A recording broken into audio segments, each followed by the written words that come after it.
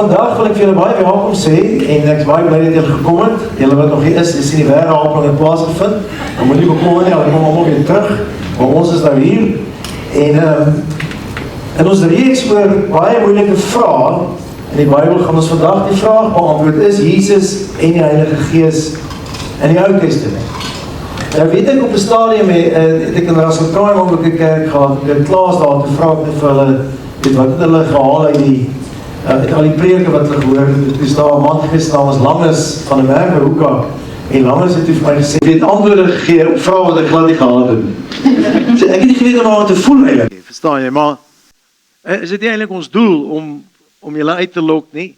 En miskien is hierdie 'n vraag wat jy nog nooit gehad het nie, maar dit is 'n vraag wat geweldig baie moslems vir jou sal vra. Want hierdie reeks gaan oor om jou geloof te verdedig, is, weet julle kom nou met die drie-eenheid op, want is eintlik 'n vraag oor die drie-eenheid, wat ons in die Nuwe Testament as 'n konstruk kry.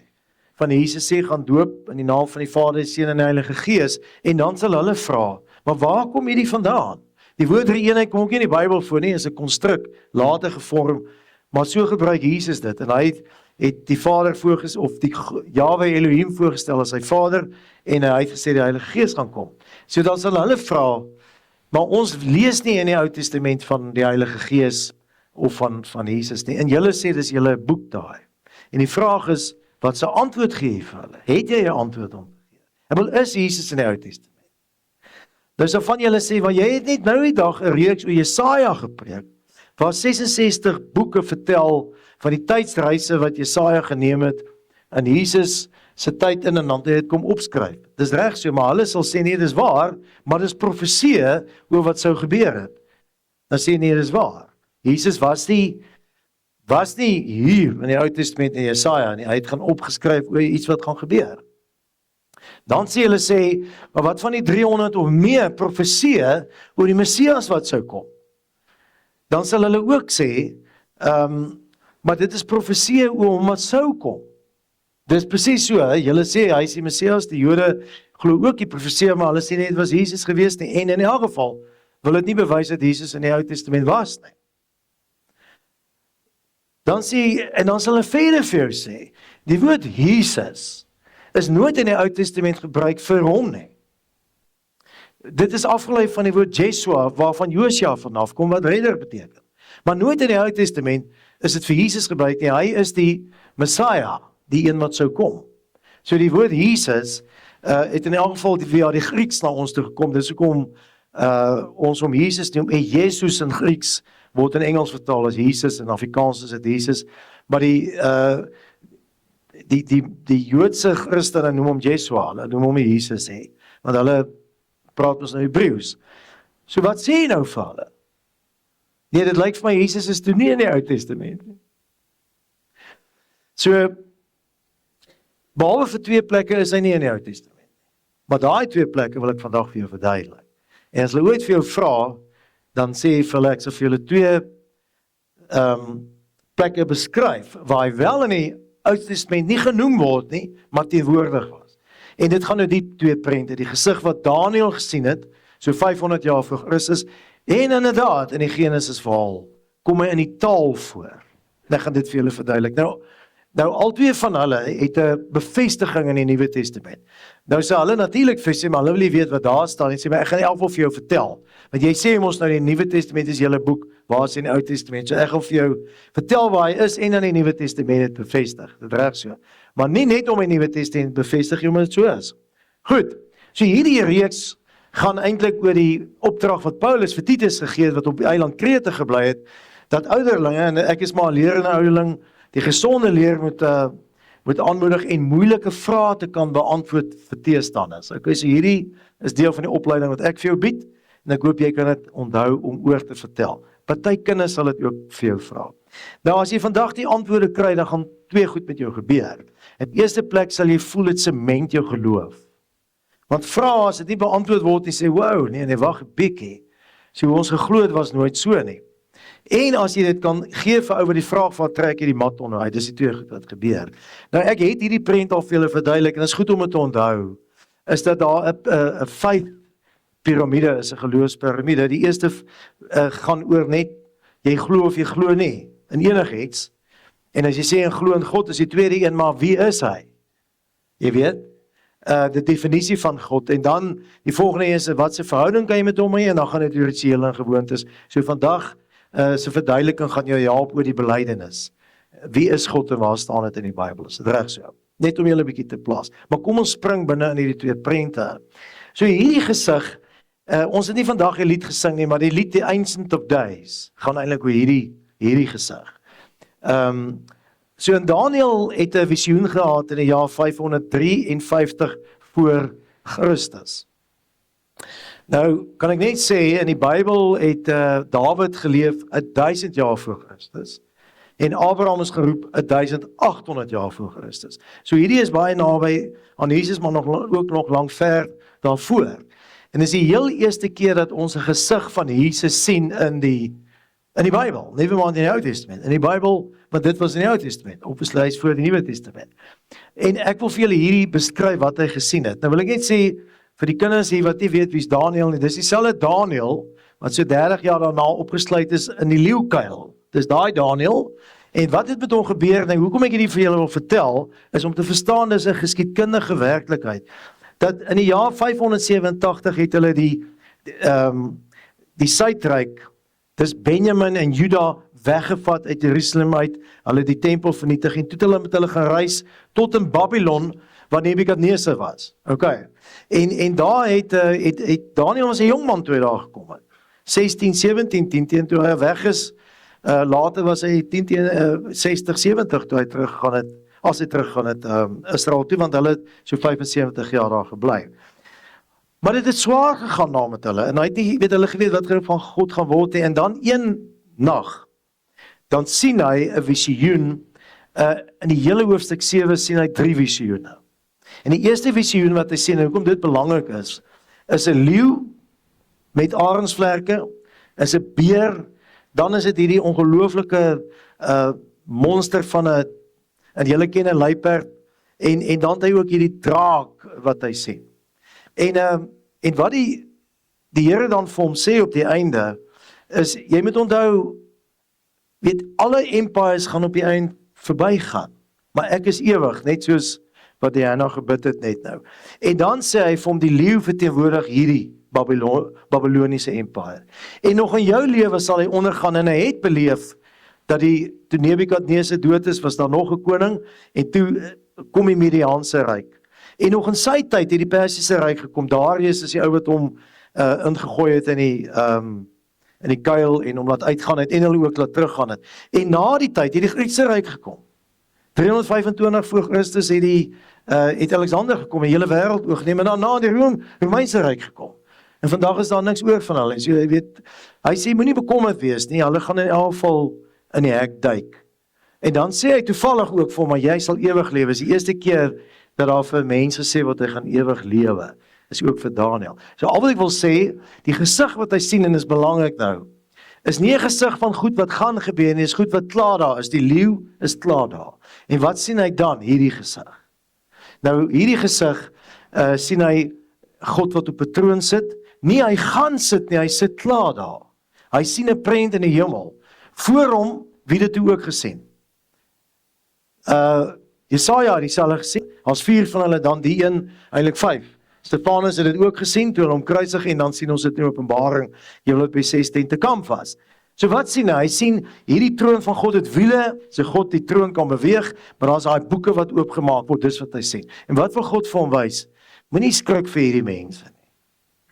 En dan die gesig, net daarna. Hy sien dan 'n mens, dit word nie soos Jesus genoem nie, dit word 'n Son of Man genoem. Die seun van die mens is 'n figuur wat lyk soos 'n mens, kom op die wolke aan en dan kom hy voor God. Kom ek lees dit vir julle. Ek het 'n gesig gesien. En die gesig is, ek kyk in die hemel en wat sien ek? Met die wolke van die hemel het daar een gekom soos die seun van die mens. En hy het gekom tot by die oue van daar, dis die Ancient of Days, dis God. En hulle het hom nader voor hom gebring. Is amper soos God wat 'n scepter vir hom gee, en dan sê hy vir hom, word daar gesê, en aan hom is gegee heerskappy en eer en koningskap, sodat al die volke, nasies en tale hom sou dien. En sy heerskappy is 'n ewige heerskappy wat nie sal vergaan nie, en sy koninkryk een wat nie vernietig sal word nie. Dis nie 'n Jesus wat sou wees nie, dis 'n Jesus wat hy daar sien. En Jesus het homself 80 keer die seun van die mens gedink. Nou die moslims sal ook vir jou sê, waar noem hy homself die seun van God? Ons is kinders van God. Pieter, Wit, jy's 'n seun van God. Maar jy's nie die seun van die mens nie. Daar's net een wat die seun van die mens is, en dis Jesus, sy eretitel. Hy noem hom so. So, kom ons sê dit vir mekaar. Jesus is daar gesien, die eerste keer en die laaste keer wat hom gesien het. Ek sal net oor Genesis praat, okay. So, nou sal ons sê, nou sê jy vir my, jy sê so, sê ek nie, die Jode sê dit ook. Toe hulle nou vir Jesus wil kruisig, toe wil hulle hom kruisig, maar hulle moet bewys dat hy die seun van God is. En hy moet dit sê, want dis blasphemy en vir die Jode maak hulle jou dood. Jy kan nie God wees nie. Nou vra die hoëpriester vir Jesus, die hoëpriester, die slimste priester. Is jy, of is hy, die Christus? Die Christus is die Messiah. Die seun van die geseënde, dis God. En wat sê Jesus? Hy sê ek is. Maar hy sê nie ek is die Jesaja, ek is God nie. Dis nie wat hy sê nie. Hy het hom die vraag gevra, hy sê ek is, I am. En dan haal hy Daniel aan en hy sê, en julle sal die seun van die mens sien sit aan die regterhand van die magtige, die een wat kom op die wolke van die hemel. En wat sê die hoëpriester? Ons het geen ander getuie nodig nie. Hier het hy nou net gesê dat hy God is. En hy skeer sy klere. So die Joodse leiers glo dis Jesus wat daar was, want op grond hiervan het hulle hom gekruisig, laat kruisig. Want hy het gesê hy is God. Dis nie die Christene wat dit sê nie, die Jode sê het, en die Ou Testament is eintlik nogal hulle boek. So ons kan seker hulle vat op hulle woord dat dit so is, kan jy dan vir die moslim sê daarvan. So dit is die eerste bewys. En is maklik om te onthou. Dis daai lied wat ons sing, Jesus, jy kan dit self gaan lees, is 'n baie mooi boodskap. Maar daar's nog een ander ene. En dit is in Genesis 1. Want ek het hierdie prente laat hy om vir my maak. So die vraag is nou, is hierdie prent waar? Nou voor ek by Jesus kom, moet ek dalk net iets oor die Heilige Gees sê, want ek het in die begin gevra, is die Heilige Gees daar? En dis baie maklik. In die tweede vers van die Bybel staan daar, en die Ruach, die Gees van God het gesweef oor die aarde. Okay? En toe God vir Moses gesê het, jy moet nou die tabernakel bou en al die goedjies, te sê, vir wie dink jy is ek? Jy weet, ek kan omtrent nie so denklik praat, en jy wil ek wil nie goed bou, gerubs, goud. Toe sê hy, nee, moet nie bekommerd wees nie. Die Heilige Gees, en dan is die eerste keer in die Bybel waar die woord Heilige Gees, dis die Ruach Kadosh, sal kom op Besaliel, wat hier onder julle is, en hy het die gawes om alles te bou. En Besaliel is die man wat alles gebou het. En dan weet ons, die Gees het op Saul gewees, hy het hom verlaat. Die Gees het op Dawid gekom, die Gees was op Samson gewees, hy het by Gideon gewees, maar hy het by mense gekom en weggegaan. So in die Ou Testament is vol van die Heilige Gees. Dis nie eens moeilik om dit vir hulle te vertel nie, maar Jesus is moeiliker. Maar in die heel eerste vers van die Bybel, word vir ons, sê die taal, dat Jesus daar was. Okay. Maar julle moet nou by my bly, jy moet nou nie skrik eintlik hier nie, maar in die begin staan in die Hebreëus Bereshit bara Elohim. Wat in die begin is Bereshit, bara is skep, hy het geskep. En wie het geskep? Elohim. Ons lees dit in Engels, in die begin het God geskep. In Hebreëus, as jy direk vertaal Afrikaans, sal daar staan, in die begin het God, hy het geskep. Okay. Maar wiele was baie interessant. In die Hebreëse taal, is die woord Elohim 'n meervoud vir God, gode. Want as dit net 'n enkelvoud was, dan sou daar El gestaan het. Dan moet jy nou Hebreëus verstaan om dit te ken. So die Hebreëse woord vir 'n God met een persoon is El. 'n God met meer persone is Elohim. Okay. So dis die een ding wat ek wil hê jy moet onthou. En ons praat baie van Elohim, jy weet. Nou sal 'n moslim wat nou sy goed ken, sal vir jou sê, maar maak jy nie 'n fout om te dink dat hulle wel die Elohim gesien het as dan 'n enkelvoudige God nie, jy weet. Want daar staan in die Hebreëus Elohim, hy het gemaak, nie hulle nie. So as jy na die Grieks net, die Hebreëus net verder kyk, dan bara beteken he creates. Sê, weet, dis wat ons sal sê in Engels, he creates, they create. Dan is daar gestaan het, they create. Dan sê jy nee, dis waar. En trouwens, in die hele Genesis 1 verhaal, het jy hierdie meervoudige Elohim, maar het word elke keer gevolg deur 'n enkelvoudige werkwoord.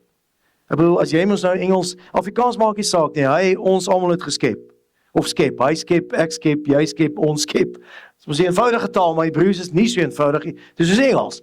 Die liewe tenses wat 'n mens mos verkeerd sê. Nou dis 'n probleem, nee, sê, okay, nou wil hy die mat onder jou uittrek. Dan sê nee, dis waar, maar kom ek sê net wat staan in die 26ste vers. Daar staan, onthou die 3 bewyse. Toe het God gesê, Elohim, kom ons, maak die mens. So, die asê is wat create beteken. We create. Die Hebreëse woord is asê. As dit ek, as God, want hy is die eerste plek waar hy self praat. Onthou die vertel die verhaal. As dit God is wat gesê het ek, dan was dit asa. Maar hy sê asê. As ons verteenwoordiger. So daar sien jy klaar, dat as God praat, dan wil hy sê, luister, ons is nie net een nie, ons is meer. Okay? En dan gaan hy aan, en daai woord verteenwoordiger, en ook beeld, daai kit met tenu, daai nu beteken ons beeld. Ons verteenwoordiger. So jy het asa, of jy het asê, kit mutu nu en basel menu. So in dieselfde vers het jy 3 bewyse om te sê, as God praat, dan sê hy ons is meer. Nou as jy sê, hierdie is dit van nie. Wat het die skrywer eintlik geweet oor God? Hy het hom ons nou lang in die Ou Testament geskryf. Maak nie saak wanneer dit geskryf is nie. Hy het nie dit verstaan nie. Maar wanneer God praat, en hy sy stem gehoor, dan is dit wat hy sê. Nou wat sê Johannes 1 vers 1? In die begin was die woord daar. Nou die Griekse woord logos, in die Griekse taal het jy 2 kragte gehad wat skep. Jy het die natuurkrag gehad wat logos was, sonder die Bybel. En dan het jy die krag gehad wat eintlik die geestelike was. Maar wat Johannes doen, hy omdat die woord logos in hoofletters gebruik, wil eintlik sê al 2 die kragte is 1. En daai is Christus gewees. Hy sê in die begin was die woord daar en die woord was by God, die gesproke woord. En die woord van self God sê hy.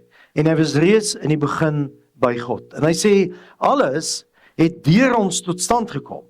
Ja, nie enkele ding wat bestaan het sonder hom tot stand gekom. En hier is die 2 bewyse dat Jesus in die Ou Testament was. Ekskuus vir die taalles, maar julle vra die vrae, so ek moet dit eintlik beantwoord. So al wat jy moet onthou, as iemand dit vra en sê, laat ek jou net oor die 2 prente vertel. Ek gaan die preek opsit, kyk hom maar weer oor die Bera en Beri en Bara en al die woorde, as jy dit nou ook wil uithaal. Maar 'n eenvoudige manier om daar te sê is net, die Elohim beteken, dat God meervoudig is. En hy herhaal dit eintlik in die 26ste vers, wat sê, ek is, los die ander taal uit sy wal. So hou jy nie vir jou vra nie. Wil jy nie honde wakker maak nie? Maar as daar van julle is wat nou baie slim is in Hebreëus, kon julle dit my gevra het. So die lyn is eintlik maklik af. Elohim is nie El nie, dit is meervoudig en God sê verduidelik dan dat dit meer is ons beeld, ons image en met die taal sê hy dit, okay. So, dis dit. Maar wat doen nie die preek aan my? Weet, ek wil nie eers opgewonde word, 'n preek gaan nou om te dink, wat sê God vir my, en dan gaan ek hoe ek met vir julle sê, hierdie sement vir my nogal my geloof. Ek bedoel, mense vra my baie vrae, ek het op tyd twyfel en ek wil antwoorde hê eintlik op alles, en ek moet dit ook gee, en ek weet, as ek met hulle praat, trek ek die mat onder hulle uit. Maar wie julle wat doen dit nog aan my? Dit gryp my aan die keel oor die wonder van die Bybel.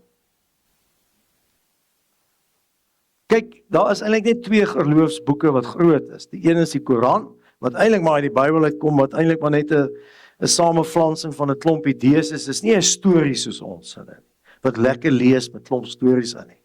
En die Koran is 80.000 woorde, die Bybel het 800.000 woorde. En as jy na daai kruisverwysings kyk, daar's 63.000 kruisverwysings. Wat het vir ons gegee om sê, gooi alles vir my, vra my enigiets wat jy wil. Jy kan enigiets vir my vra, ek sal dit vir jou die Bybel gaan wys, Ou Testament, Nuwe Testament, en as jy dit so begin sien, dan denk jy, mens, hoe lief het God ons nie gehad om hierdie boek vir ons te gee nie. Dis 66 boeke, geskryf deur 40 mense, ontstaan oor 'n tydperk van 1500 jaar. Ek bedoel, wat 'n mens kon daar agter gesit het, verstaan jy? Daar's 'n God wat daar agter sit. En 1189 hoofstukke. As jy mens vergelyk met die Koran, het hy 80.000 woorde, een skrywer 20 jaar. Jy weet, maar wat my vang, en ek hou baie van hierdie, dis die ouens in Amerika wat hierdie lyne gaan trek het, met die 63.000 kruisverwysings. Jy sal sien, in die middel is daar geweldig baie wat so te loop, want is Jesus se geboorte gewees. Maar daai lyntjies onder wil wys hoeveel keer daar so intoe gegee is. En dit is die antwoorde wat ons moet kan gee. Want dit maak van jou 'n ware disipel van Jesus. Amen.